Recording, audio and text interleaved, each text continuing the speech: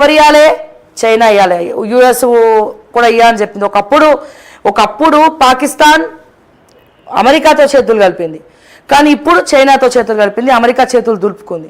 So ఈ China వాళ్ళు డబ్బులు ఇవ్వడం, డబ్బులు ఎరేయడము. మరి నీకు డబ్బులు ఇస్తున్నా ఉట్టిగానే ఇవ్వాలా? నువ్వు ఏదో ఒకటి చేయాలి. ఏం చేయాలా?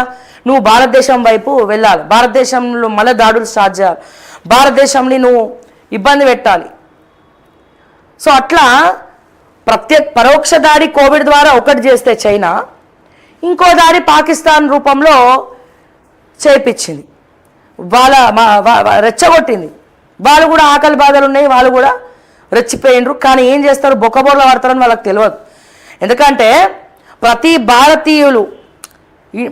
భారతీయులు అండ్ అలాగే మన భారతదేశంలో ఉన్నటువంటి ఆర్మీ సోల్జర్స్, సైనికులు ఎవరైతే ఉన్నారో, సో వాళ్ళు సైనికులుగా జాయిన్ అయ్యేటప్పుడే ఆ కుటుంబ సభ్యులు మెంటల్గా ప్రిపేర్ అయిపోతారు. నా కొడుకుని భారతదేశానికి అంకితం చేస్తున్నా, నా పిల్లలను భారతదేశానికి అంకితం చేస్తున్నా, నువ్వు యుద్ధం చేసేరా అని చెప్పి వీరతిలకం దిద్ది పంపిస్తుంది ఆ సైనికుడిని తల్లి. ప్రాణం పోతుందని ఆ తల్లికి తెలుసు, ఆ తండ్రికి తెలుసు, అన్నీ తెలుసు. ఒక ఆర్మీ, ఒక మిలిటరీలో జాయిన్ అవుతున్నాడు అంటేనే ఎప్పుడో అప్పుడు ఏదో ఒక రూపంలో మృత్యువు కవలిస్తుందని చెప్పి తెలుసు. కానీ యుద్ధానికి భయపడడం వీరుడి లక్షణం కాదు.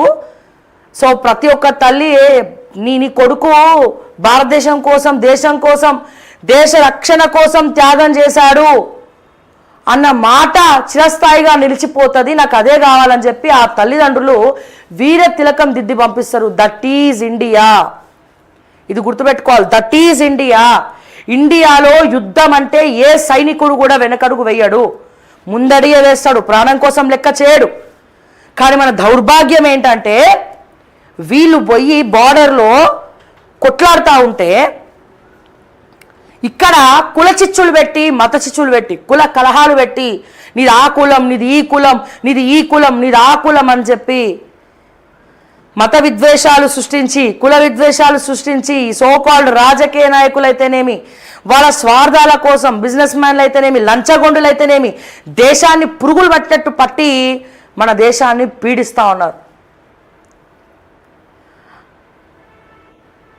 మరి ఇంటి దొంగల్ని ఏం చేయాలని చెప్పి కొంతమంది సైనికులు కూడా అడుగుతూ ఉన్నారు. మేము భారతదేశంలో ఒక పురుగుని, ఒక జీడ పురుగుని కూడా రాకుండా మేము మహానిషాలు కష్టపడతా ఉంటే ఈ సోకాల్డ్ భారతీయులై ఉండి భారతదేశాన్ని నవలి మింగేస్తున్నారు కదా అన్న క్వశ్చన్కి ఎవరి దగ్గర ఆన్సర్ ఉందా?